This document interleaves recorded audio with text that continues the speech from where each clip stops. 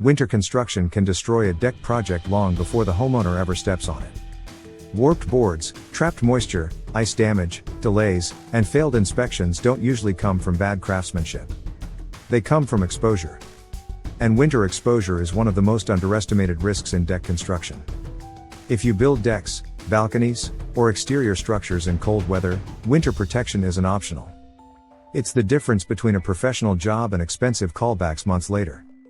In this video, I'm going to walk you through how professional contractors protect decks in winter using 3 critical systems: hoarding, heating, and snow management. When these 3 work together, winter stops being a problem and becomes just another condition you manage. Let's start with why winter protection matters so much for decks. Decks are especially vulnerable because they're fully exposed to the elements during construction. Snow, ice, freezing temperatures, and constant moisture cycles all attack the materials before the project is even finished.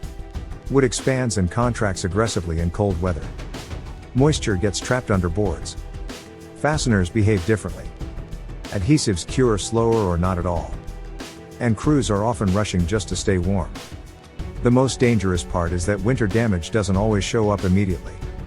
A deck can look fine at completion and still fail months later. Boards loosen. Railings move. Fasteners rust prematurely. And suddenly you're dealing with warranty issues, unhappy clients, and profit loss. Protecting the deck during construction protects your reputation, your crew's safety, and your bottom line. The first line of defense in winter deck construction is hoarding. Hoarding is temporary enclosure built around the deck to block snow, wind, and direct exposure. This can be done using framing and poly, shrink wrap systems, tarp, or temporary plywood panels depending on the project's size and duration. The goal of hoarding is simple: keep weather off the work area. Once snow and wind are allowed to hit unfinished materials, you're already behind. Professional contractors install hoarding as soon as framing is complete. Waiting until snow arrives is already too late. Wet lumber freezes. Ice forms between framing members. Footing becomes unsafe. Productivity drops immediately. A proper hoarding system should seal from the ground up to at least railing height. Seams should overlap to block wind. The structure must be anchored well enough to withstand winter storms. At the same time, controlled ventilation must be planned. Completely sealing a space without airflow creates condensation, which is just as damaging as snow. Hoarding isn't an inconvenience. It's job site insurance during winter. Once the deck is hoarded, the next critical system is heating. Cold temperatures destroy productivity and quietly damage materials. Lumber becomes brittle. Fasteners don't seat properly. Adhesives and sealants fail to cure. Batteries die faster. Crews rush, make mistakes, and fatigue faster. Heating protects both materials and people. The safest options for heating enclosed deck areas are indirect fired heaters, electric heaters, or hydronic heating mats when working on surface installations. Open flame heaters inside hoarding are dangerous and introduce moisture and carbon monoxide risks. The goal is not to make the space hot. The goal is consistency. A minimum working temperature of around 5 degrees Celsius, or 41 degrees Fahrenheit, is critical.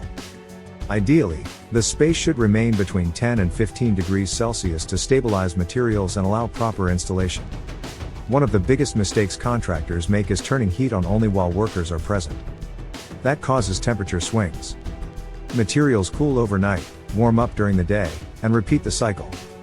This expansion and contraction damages wood and fasteners before the deck is even complete. Heating must remain consistent before, during, and after installation. Ventilation is just as important as heat. Without airflow, moisture from heaters, melting snow, and worker activity condenses on surfaces. That moisture then refreezes, creating hidden ice and long-term damage. Controlled ventilation keeps humidity levels balanced and prevents mold and material failure. The third system that cannot be ignored is snow management. Snow is not just frozen water. Snow is weight. Unmanaged snow loads can stress unfinished framing, cause sagging, and create unsafe working conditions. Inside hoarding, snow that melts and refreezes creates ice buildup that damages surfaces and fasteners. Professional contractors treat snow removal as a daily task, not an occasional cleanup. Snow should never be allowed to accumulate on unfinished decks. Even one day of neglect can cause ice bonding that damages materials and delays work. Snow must be removed before it melts inside hoarding. Drainage paths must remain open. Freeze-thaw cycles must be managed, not ignored.